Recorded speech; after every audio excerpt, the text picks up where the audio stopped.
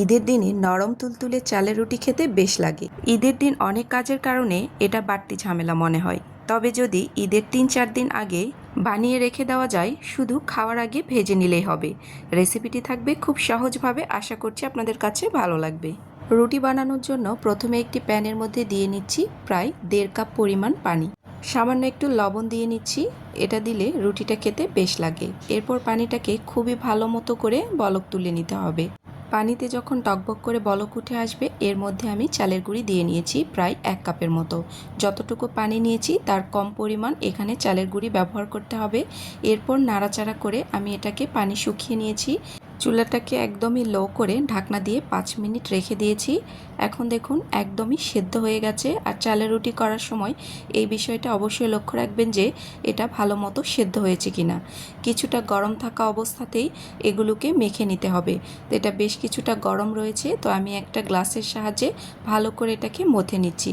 আর এটাকে যত বেশি মাখানো হবে রুটিগুলো ততই বেশি সুন্দর হবে। তো আমি ভালো মতো করে মেখে নিয়েছি। এখন আমি এটাকে একটা পাতলা সুতি কাপড় দিয়ে ঢেকে রেখে দেব। তো একটু একটু করে নেব আর রুটিগুলোকে বেলে নেব। তো এটাকে অবশ্যই করবেন, তাহলে উপর থেকে আর ড্রাই হয়ে যাবে না। আমি বড় ডো থেকে অল্প কিছুটা কেটে নিয়েছি, আবারও কিছুক্ষণ মথে নিচ্ছি। এখন আমি লেচি কেটে নেব। আপনারা কী সাইজের রুটি করতে চাচ্ছেন সেই অনুযায়ী লেচিগুলোকে কেটে নিতে হবে। বেলে নেওয়ার জন্য এখানে আরও কিছুটা চালের গুঁড়ি দিয়ে নিয়েছি। এরপর এটাকে একটু গোল করে নিয়েছি। এখন রুটিটাকে বেলে নেব। তো রুটিটাকে একদমই গোল এবং সমান সাইজ করার জন্য আমি একটা ঢাকনার সাহায্যে কেটে নিচ্ছি। আপনারা চাইলে এটা স্কিপ করতে পারেন, তবে এরকম করে নিলে সবগুলো রুটি একই সাইজের হবে এবং দেখতেও কিন্তু বেশ ভালো লাগবে। তো এখন আমি একটা রুটি রেখে দিচ্ছি, সামান্য একটু চালের গুঁড়ি নিয়ে নিয়েছি। এরকম করে সবগুলো রুটিকেই বানিয়ে নিয়েছি। তো দেখুন রুটিগুলো একই সাইজ হয়েছে আর একদমই সমান হয়েছে। এরকম করে আপনারাও কিন্তু করে নিতে পারেন। এখন এগুলোকে স্টোর করে নেব। তো একটা বক্সের মধ্যে 2টার মতো টিস্যু নিয়েছি। এরপর আমি রুটিগুলোকে রেখে দেব। তো আপনারা যদি এইভাবে রুটি স্টোর করে রেখে দেন, জাস্ট ঈদের দিন বের করে ভেজে নিলেই হবে। তো আমি এটাকে 2 দিনের মতো ফ্রিজে রেখেছিলাম। 2 দিন বাদে ফ্রিজ থেকে বের করে আপনাদেরকে ভেজে দেখাচ্ছি। দেখুন, আর রুটিগুলো ভাজার সময় প্যানের গায়ে কোনোভাবেই লেগে যাবে না, তো দেখতেই পাচ্ছেন।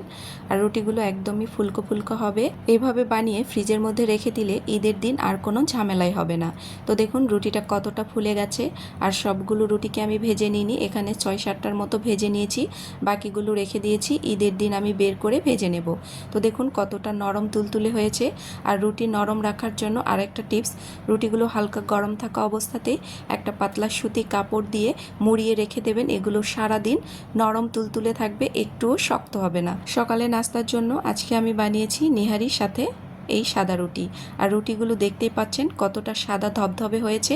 এরকম করে আপনারাও বাসায় বানিয়ে দেখবেন। আল্লাহ হাফেজ।